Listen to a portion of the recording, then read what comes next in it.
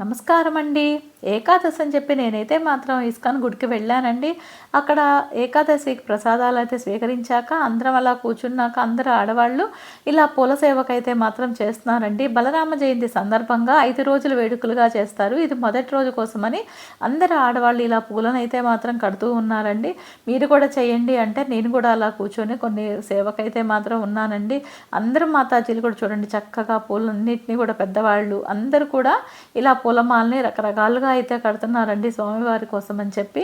అట్లాగే మేము బంతిపూలు ఎలా ఉయ్యాల డెకరేషన్ కోసం అని చెప్పి కూడా కడుతూ ఉన్నారు. మేము కూడా అన్నీ ఇలా కట్టేసుకున్నామండి. చూస్తున్నారు కదా ఇవన్నీను. ఇలా ఇవి కూడా మాత్రం గుచ్చేసాము. ఆ అన్న ఇలా గుచ్చిన పూలమాలల్ని కొన్నిటిని పాలవెల్లి అంటారో ఏమంటారో తెలియదండి, స్వామివారికి పైన పెట్టేదానికని చెప్పి ఇలా కుట్టాము. ఇక్కడ ఉయ్యాల డెకరేషన్ అంతా కూడా చేస్తున్నారండి. రాధాకృష్ణుల్ని ఉయ్యాల్లో వేసి ఊపడానికి. తర్వాత కింద ఏదైనా డెకరేషన్ చేయమ్మా అంటే ఇలా అయితే మాత్రం నేను డెకరేషన్ అనేది చేస్తున్నానండి. నాకు వచ్చిన చిన్న ఐడియాతో పాటు నాతో పాటు ఇంకొక మాతాజీ కూడా హెల్ప్ చేశారండి నాకు. ఇలా ఇద్దరం కలిసేసి చక్కగా ఇలా అయితే మాత్రం స్వామివారి పాదాలను అయితే వేస్తున్నాము. చూస్తున్నారు కదా, అక్కడ వేశాక కొంచెం ఇలా ముందుకు వచ్చినట్టు ఉంటే బాగుంటుందమ్మా అంటే అందుకని ఇంకొంచెంగా అయితే ఇలా పాదాలను వేసుకుంటూ అయితే వెళ్ళానండి.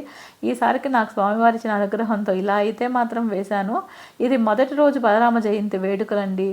చూస్తున్నారు కదా, కన్నుల పండుగగా ఉంది కదా ఉయ్యాల సేవ. ఎంతో బాగా అనిపించిందండి. Thank you.